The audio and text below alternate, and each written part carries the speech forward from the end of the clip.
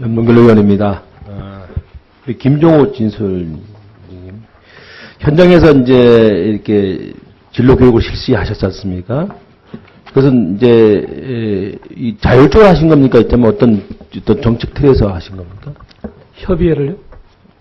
협의를 구성하셨어요? 진로 진학 상담 교사 제도가 도입이 되면서 네네. 저는 기존에 있던 과목에서 연수를 받고 부전공학 연수를 받고 네네. 진로 교사로 넘어온 겁니다. 하실 때 그 애로사항은 좀 없으셨습니까? 일단 연수를 기존의 연수 부전공 연수보다도 3배의 연수를 받았습니다. 네. 600시간 연수를 받았습니다. 예, 그래서 예. 연수를 받고 그 이후에 또 제가 고등학교에 있으니까 진학의 연수 1년 내내 연수만 받은 것 같습니다. 예, 연수를 굉장히 많이 받았고 특히 학교로 넘어오니까 저희들 거기 보면은 수업 10시간 상담 시간 8시간으로 되어 있습니다. 그래서 수업을 적게 하니까 교장 선생님들 인식 또 동료 선생님들에서부터 그런 어떤 손가락질 정말 많이 받았습니다. 예. 예.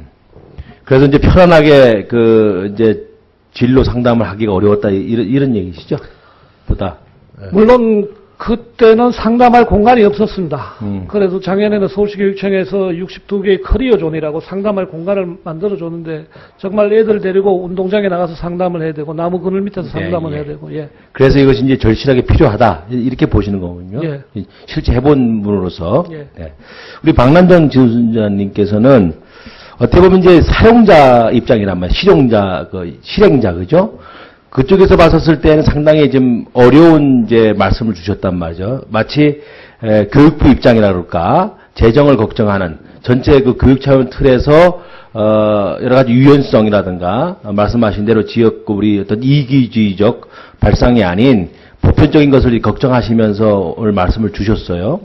그런데, 현재까지 이제 진로 교육이 이제 법 없이 이제 시행됐다. 이제 보다 이 법이 필요 없다라고 보는 관점은 그리고 이제 교육 영역이나 구성원들이 이제 갈등이나 이런 것이 있을 수 있다 이렇게 보셨고 또 교육부 장관이나 교육감의 어떤 권한을 침해할 수 있다 이렇게 보셨습니다.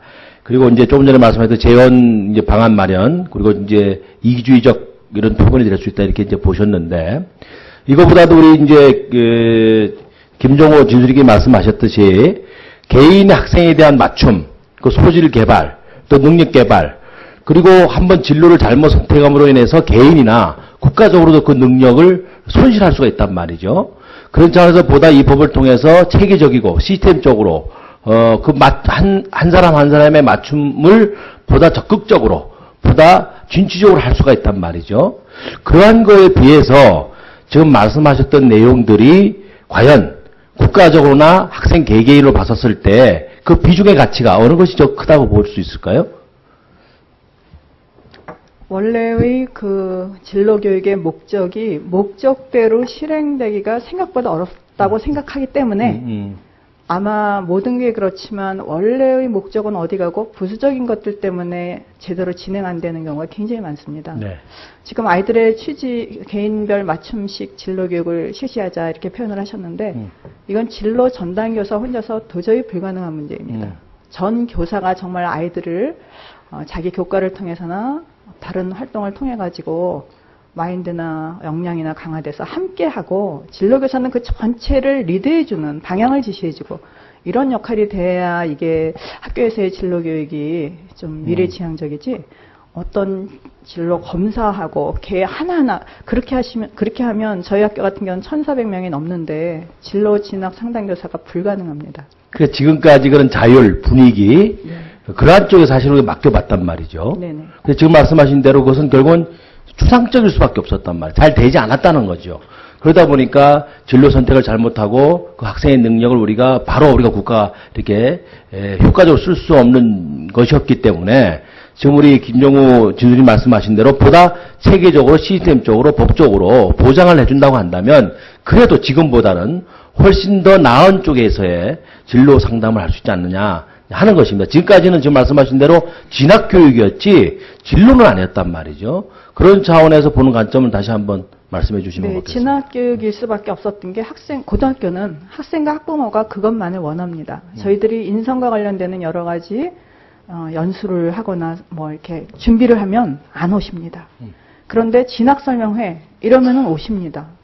다시 말해서 학생이나 학부모의 의식이 변화가 되지 않는 한 말로 진로 상담이지만 실제로 진학 상담을 해야 애들이 상담실을 찾지 않을까 하는 생각이 듭니다. 굉장히 외람되지만 그리고 제 개인적으로 법이 필요 없다가 아니고요. 법이 있으면 좋죠.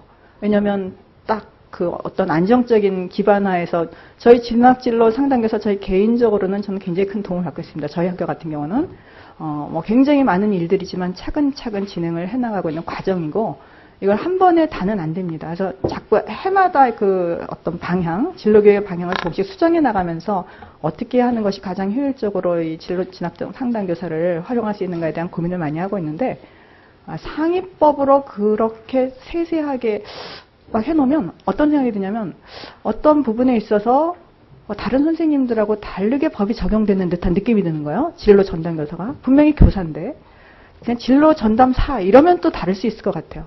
진로 전담 교사인데 초중등 교육법하고 뭔가 연계가 돼서 전체 흐름을 따라가줘야 될 것 같은데 예를 들면 이런 걱정도 저는 됩니다.